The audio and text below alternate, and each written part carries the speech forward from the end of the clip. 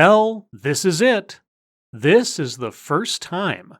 The first time I take a look at a video from our favorite friend at CNN, Chris Cillizzard, the editor-at-large and the head honcho of The Point blog, as well as being a prolific political prognosticator peddling problematic predictions. Oh, what wonders await us, do you think? In 2018, Sean Hannity made $36 million. That's it. That's the joke. That's a joke? Or is that jealousy? In the midst of the Senate impeachment trial of Donald Trump, this is how Fox News host Sean Hannity chose to cover the historic proceedings. Sorry, what was that again? I think I may have just found a new sound effect gimmick for my videos. Right? If I was a terrible host, I would force you to endure watching the regurgitation, the repetition. You can put it up for a second. The insanity that has gone on all day. For context, Hannity is referring to the House managers, who were effectively the prosecution in the impeachment trial, having used their days-long opening statement period to reiterate, in insanely granular detail, the arguments of their case, which, for anyone watching it, would have heard an incessant repetition of the same points over and over and over again, lasting hours. The mind-numbing nature of it was commented on from all directions in the media. So, there's your context, which Chris Cillizzard will not provide. Unless you've spent the last few years on another planet, like Caprica. Yeah, the Cylons didn't actually have a plan, by the way. That programming decision won't surprise you. The decision not to take up an hour-long commentary show by replaying the entirety of hours of opening statements? Yeah, that doesn't surprise me at all, actually. Fox has relentlessly promoted and defended Trump, and he has responded in kind by showering its hosts with lots of praise and coveted interviews. Like the interview Hannity will conduct with Trump airing during the Super Bowl. How did Hannity land that one? Man. Okay, a couple of things here. First off, I am never going to dispute that Fox News has a political bias. But your first and prime example is Hannity not replaying hours worth of statements during his 1 hour-long show? Secondly, again, are you just jealous Trump likes Fox more than he likes you? Would you like me to take you back to a time when the Obama administration made Fox News persona non grata for his administration? Playing favorites in the press is nothing new for presidents, Chris. And no president owes any news outlet anything. But here's what's terrifying and deeply concerning about how Fox News is choosing to cover or not cover the impeachment trial. For the vast majority of Republicans, Fox News is far and away the main place they get their news. And for some, it may even be the only news source they trust. Again, jealous much? And Chris, I would be really curious to look you in the eye and have you tell me with a straight face that CNN is entirely bereft for ideological bias in its reporting of the impeachment or the various drumbeats leading up to it during the Mueller investigation. But, hey, by all means, Chris, you go ahead and cast that first stone. Check out these numbers from the Pew Research Center. Asked to name media companies in which they have trust, 65% of Republicans named Fox News. 1 in 3 named ABC. Not a single other news source was trusted by even 33% of self-identified Republicans in the Pew poll. Again, jealous much? And golly, I cannot imagine why Republicans or conservatives might have a lack of trust in CNN. I mean, there are no examples of CNN falsely vilifying people on the right side of the political spectrum or practically celebrating anything that might constitute a presidential scandal, even if it's based on zero evidence. Now, compare that to how Democrats and the general public answered that same question. So more than 1 in 3 Democrats named 13 media sources they trust. For the general public, that number was slightly smaller at 8, and those 8 were ABC, CNN, NBC, CBS, Fox News, PBS, BBC, The New York Times, and MSNBC. So, different political demographics behave differently from one another. Got it. Now, important sidebar. The pollsters went through 30 media sources total with all the respondents. End sidebar. Now, let's take a minute to consider what all these numbers actually mean in our lives. Oh, I am dying to know how you have read these tea leaves, Chris. A majority of Republicans and Republican-leaning independents don't trust any media company even close to as much as they trust Fox News. Jealous much? The next 3 most trusted media sources among Republicans, CBS, NBC, and, wait for it, the Sean Hannity radio show, all of which are trusted by 3 in 10 Republicans. So, not CNN. Got it.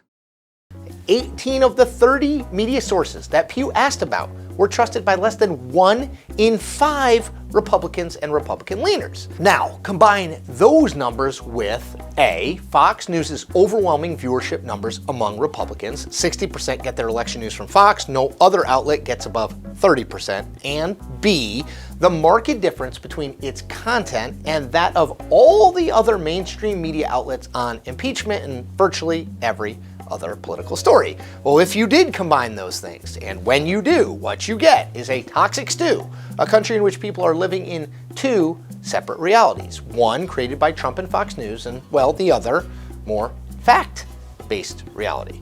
Oh, fact-based reality. Right. Like at CNN, Chris, where you have a spotless record when it comes to basing your stories on facts and not on rumor, or speculation, or outright falsehoods. Where your Russian collusion conspiracy orgy for the last several years turned out to be absolute nonsense? Yes, Chris, there's Fox News, and then there's fact-based CNN. Got it. Think about it. If you only trust one news outlet, and that news outlet is telling a very different and factually challenged version of current events, a massive disconnect is created. And it's into that disconnect, that information void, that Trump has leaped, and which he now resides. Chris, I read yours or CNN's content 6 nights a week on Lords of the Night. If I only trusted your news outlet on a raft of things, I would believe that Trump colluded with Russia, that Michael Cohen had damning information he was going to turn over on Trump. Or how about that Nicholas Sandmann taunted a Native American with a smile and a hat? Oh, and also that Kamala Harris has already locked the Democratic nomination for president. CNN and Fox News are 2 sides of the same coin, Chris. Save for the fact that Fox News has a bigger market share than you do, a fact which I am having a hard time believing isn't the main impetus for your complaints here. So what Trump has done and is doing is use his own massive social media following to amplify the messages on national news offered by Fox News. Jealous much? Trump regularly tweets and retweets Fox News segments to his 71+ million Twitter followers. Jealous much? He directly quotes from Fox personalities in those tweets. Jealous much? He works to create a totally closed information ecosystem for his supporters. And honestly, he largely succeeds. So, unlike the Cylons, Trump has a plan, and it's working. So, jealous much? And remember that Donald Trump is the guy who, as president, told the Veterans of Foreign Wars Convention in 2018 this. Stick with us. Don't believe the crap you see from these people, the fake news. Just remember, what you're seeing and what you're reading is not what's happening. Yes, Trump does not like the press that doesn't like him. Just like Obama did not like the press that didn't like him. And obviously, Trump is entirely incorrect in possessing a belief that the media would ever put out false or poorly fact-checked stories about him or his administration. Got it. He's also the man who, in his book, The Art of the Deal, wrote this, quote, "The final key to the way I promote is bravado. I play to people's fantasies. People may not always think big themselves, but they can still get very excited by those who do. That's why a little hyperbole never hurts. People want to believe that something is the biggest and the greatest and the most spectacular. I call it truthful hyperbole. It's an innocent form of exaggeration and a very effective form of promotion." End quote. So, Donald Trump is a master of self-promotion. Got it. Truthful hyperbole. Yeah, that's a ticket. Chris, he became the President of the United States. So, yes, that was the ticket. Now keep in mind how often Donald Trump is actually untruthful. According to the Washington Post running tally, Donald Trump has made more than 16,000 false or misleading claims in just his first 3 years in office. And this proves what, Chris? That Donald Trump is a liar? Okay, you sold me. So, what? So what's happened here is that Trump's long-standing tendency to tell himself a story of his life in which he is always the hero has run smack dab into a news network willing to work hand in hand with the president to tell that same story to millions and millions of viewers every single day and night. Chris, the president is not obligated to be friendly to any news outlet. And Fox was already a ratings powerhouse before Trump even put his hat into the ring, championing conservative figures and perspectives while vilifying those on the left side of the aisle. Fox has a business model, and it works, for better or worse. So what, pray tell, is your point? Viewers who have been conditioned by Fox News and Trump to believe only what those two sources tell them, and to dismiss every other news operation without even considering a little something I like to call facts. You know what all Fox viewers think. You know what all Fox viewers believe.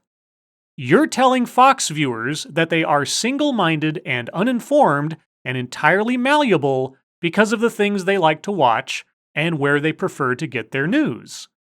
Well, enjoy where you are in the ratings, Chris, because with that kind of public relations genius, it's not going to improve much. Oh, sorry.